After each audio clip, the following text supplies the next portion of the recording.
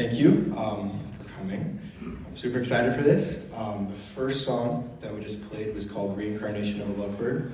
It was written by Charles Mingus. Charles Mingus is one of my favorite composers of all time. Pretty much everybody in this band has been in some group, some form of group that I've brought some Mingus into, so I figured that I'd bring some today. So yeah, you heard from Jeymar on alto. You heard from Ruben up at the top. Heard a little bit from Eddy there. Yeah, so the next tune that we're gonna do is actually the first real arrangement that I'd ever done, probably about a year and a half ago, for the contemporary ensemble here at UNLV. I was kind of trying to put together a program for this today, and I kind of wanted to include a range of things, newer things, older things, just kind of all around my favorite stuff that I've written over the last couple of years. So yeah, this is the first arrangement I ever did. It's of a singer named Angela Bofill. Her song, The Only Thing I Could Wish For. Yeah, we're gonna bring up Amanda for this one.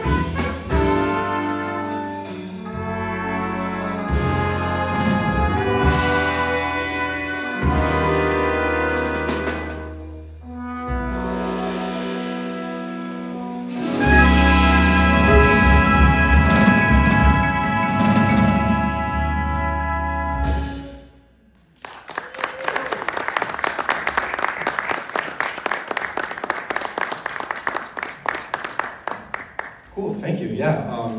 Once again, you heard from Surafael, trumpet. You heard a little from Jeymar there at the end. Yeah. So, like I said, that was the first arrangement I'd really ever done. It was really scary when I first brought that in, and it's still kind of scary, like bringing in music and having people play it, especially when it's like people that are just this crazy good. But it's probably been a year and a half, almost 2 years since I started really like seriously writing. At this point, I'm somewhere in like the 30s in terms of how many charts I've written. And I figured it was time that instead of just doing all these arrangements, I finally, write something for myself. So this one is an original that I wrote. A little backstory. Probably over like winter break, I got a little blue card in the mail, and it said that I had to go to jury duty. It's kind of hard to get like residency in the state of Nevada, so I'm still a California resident technically. So on spring break, I drove my car up, and then I went home. It's all good. I'm gonna ride my bike, go for a hike, whatever. And there's this thing going on in California. I think it's over now, but they call it an atmospheric river, where it just like rained constantly. Every time you'd like clear up for a little bit, you could go outside and start raining again. So I just spent the entire week pretty much inside writing, and there was this color when I was writing this one that I kind of had in my mind. Didn't really know what the color was. It was kind of blue, but I don't know. I'm gonna name the chart later. So I start driving down, and I see this billboard, and my first thought is, that's the blue color I'm thinking of. So I looked up the Pantone color code for it. So the name of this tune is Pantone 7461C, IHOP Blue. So I hope you guys like it. This is my first original song that I've ever written. So.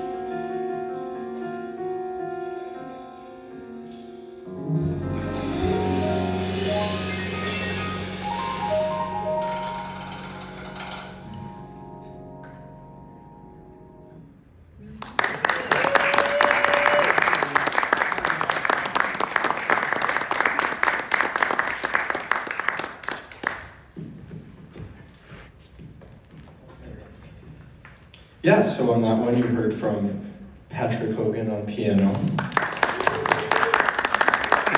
Eddy Sarabia on tenor sax, and Marcus Griffin on drums. Yeah, so that one is like kind of one of my newer things that I've written. At the beginning of this year, like fall of this school year, so fall of 2022, I was kind of stuck in a rut, writing-wise. Like I was writing more than I ever had, just cranking stuff out constantly. And you know, it started to kind of all blend together. I was doing the same thing on every chart, you know, the same ideas. And a couple of us are or have been in the contemporary ensemble at UNLV. And Julian Tanaka is the director of that. And I brought in this arrangement of a Sade tune, and the arrangement was fine. But he kind of talked a little bit about how college is kind of a place where you can kind of afford to do things that are unsafe writing-wise. If you go out in the world and you write something in, you know, 13/8 and, you know, give it to people to play and all this crazy stuff, you're not going to write for people again if you're just like writing stuff that's way too hard.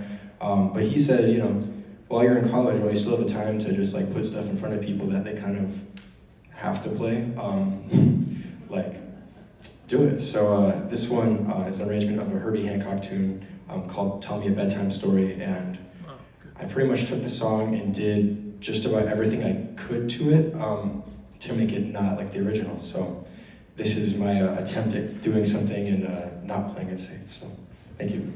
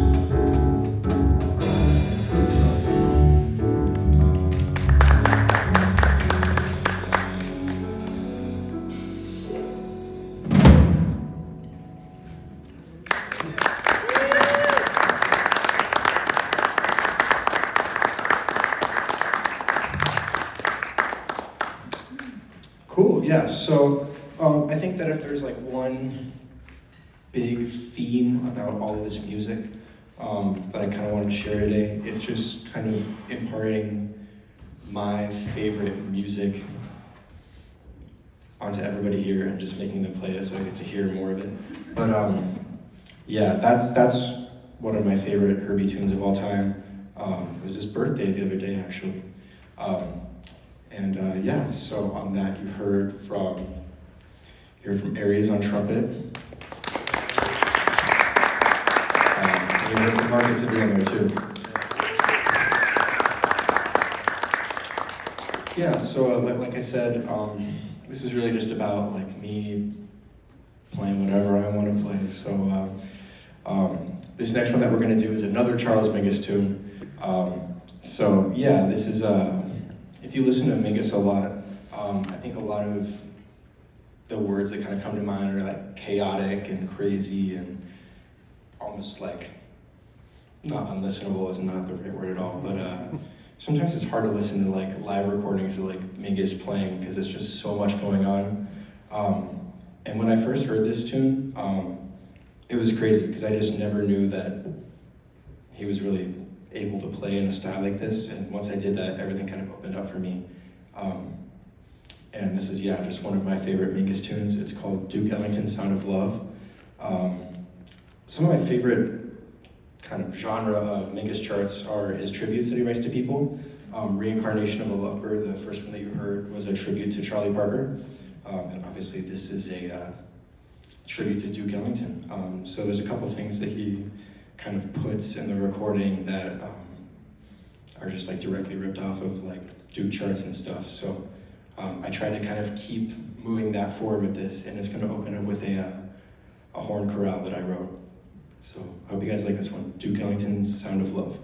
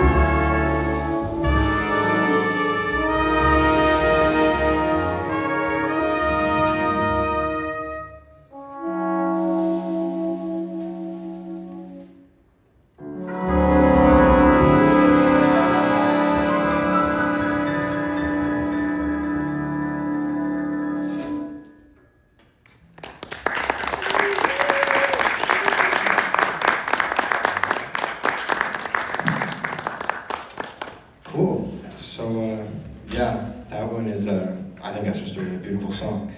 I think the arrangement's not half bad too, but you know, I guess Charles Mingus did his homework too, I guess, I don't know.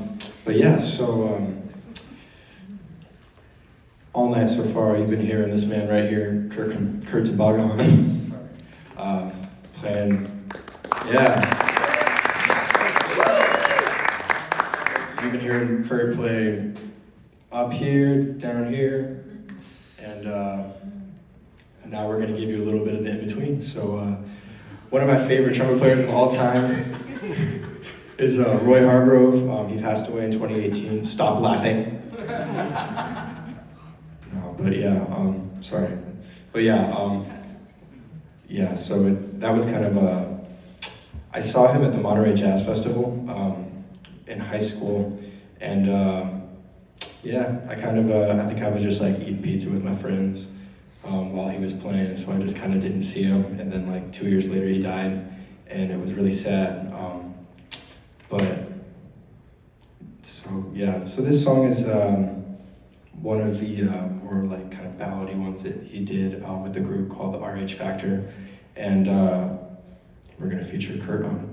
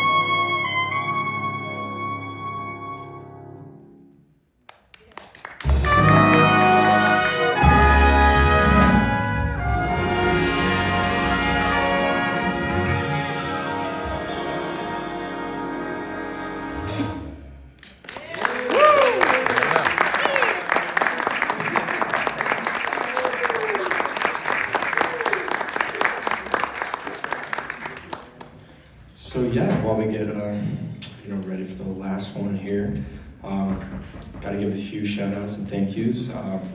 First of all, thank you to my family for coming out.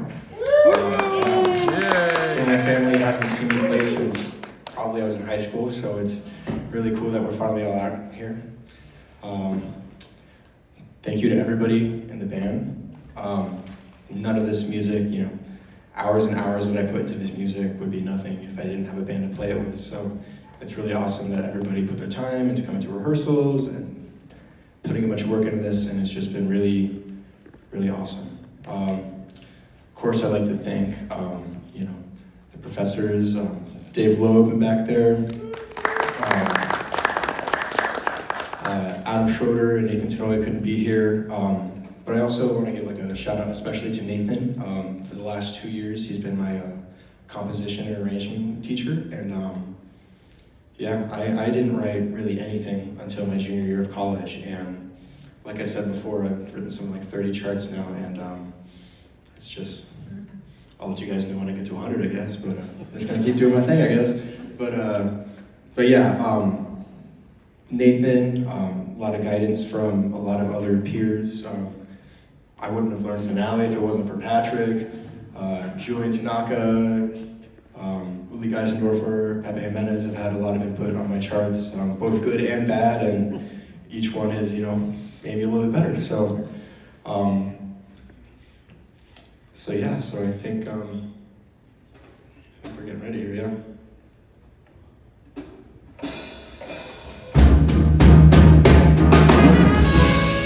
Thank you guys for coming out. I appreciate each and every one of you. We're kind of getting to the end here, but I figured I could still song it just to end the night. But thank you guys for coming.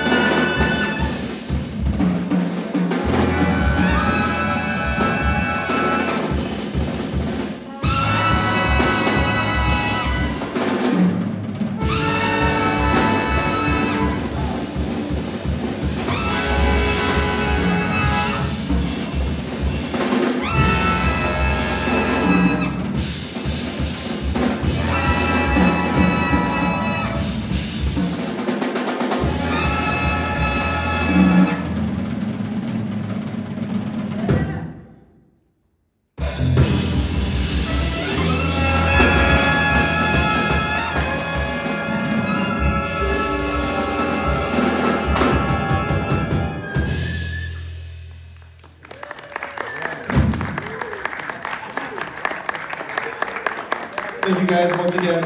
Marcus Flippen, Zach Mejia joined us there. Ruben Van-Gundy, Patrick Hogan, Jeymar Perez, Eddy Sarabia, Surafael Tamre, Perez Harper, Tumbagahan, Scott Odou, Amanda Ketterer, Kirby Galbraith.